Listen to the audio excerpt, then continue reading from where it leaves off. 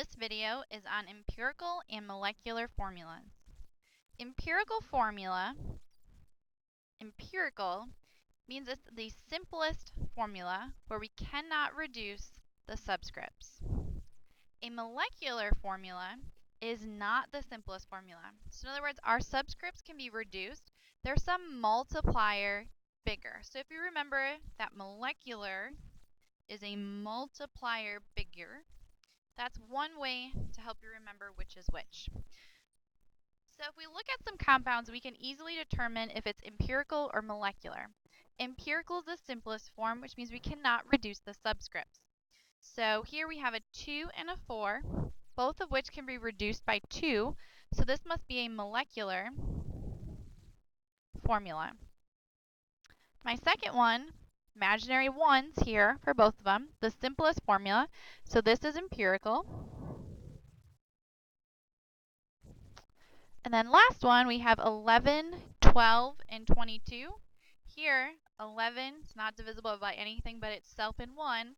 So these are already in the simplest form. So this, again, is empirical.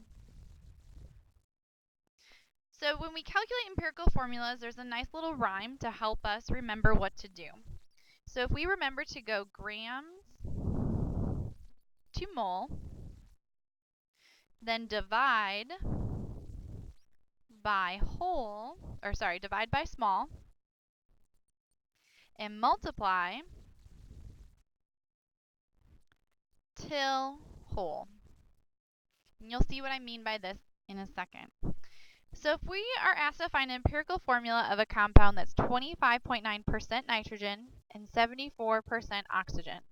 When we're given percents, we can imagine it's out of 100 grams. Just like if we're looking at a piece of pie and it was 100%, 74% of them would be oxygen and 25.9% of that would be nitrogen. Well, if we look at it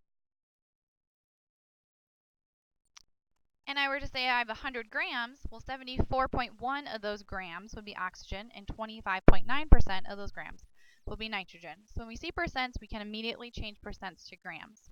So I'm going to split this out where I have 25.9 grams of nitrogen, and then I have my 74.1 grams of oxygen. I'm first going to go grams to mole.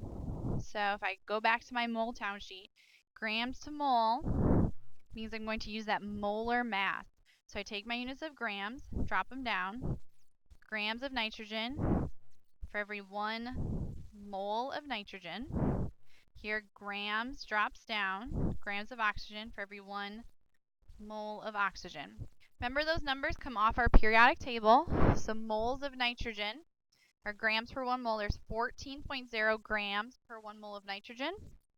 16.0 grams per 1 mole of oxygen.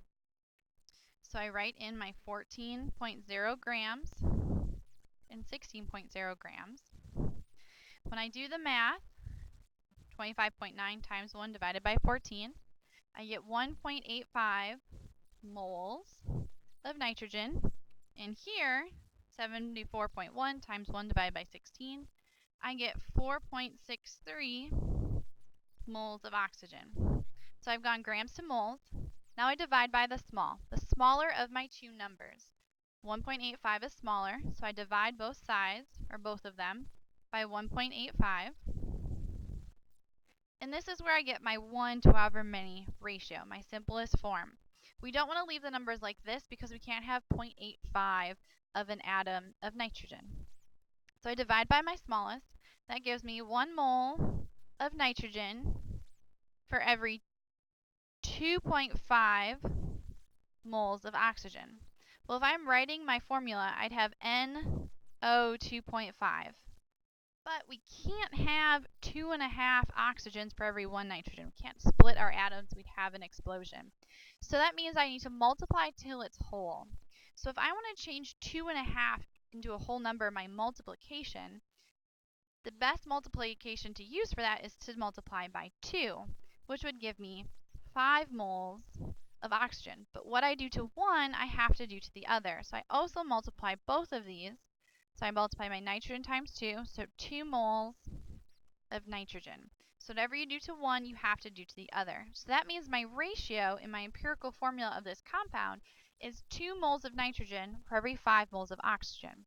So when I write that as a formula, I say there's 2 moles of nitrogen, or 2 atoms of nitrogen, for every 5 moles of oxygen. So that's where these subscripts come from. Now to know you've done it right, both of these have to be in their purest form. I can't reduce 2 and 5 by anything other than 1 to get 2 and 5 again. Now molecular formula is the easier one of the two, I think. And molecular formula, remember, is a multiplier bigger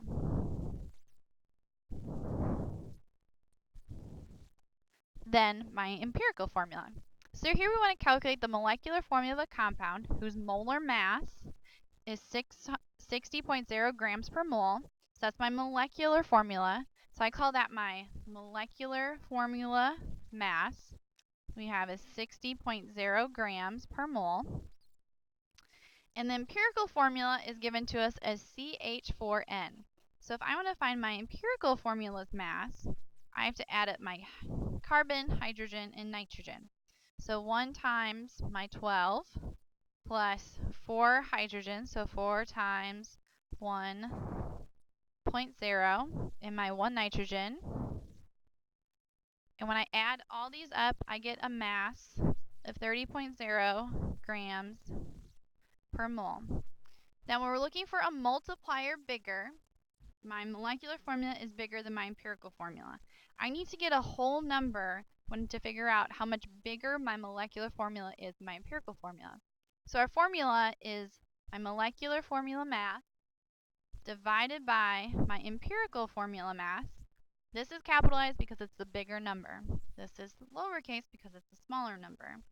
So if I plug that in, 60.0 divided by 30.0 is 2. So my molecular formula is 2 times bigger than my empirical formula.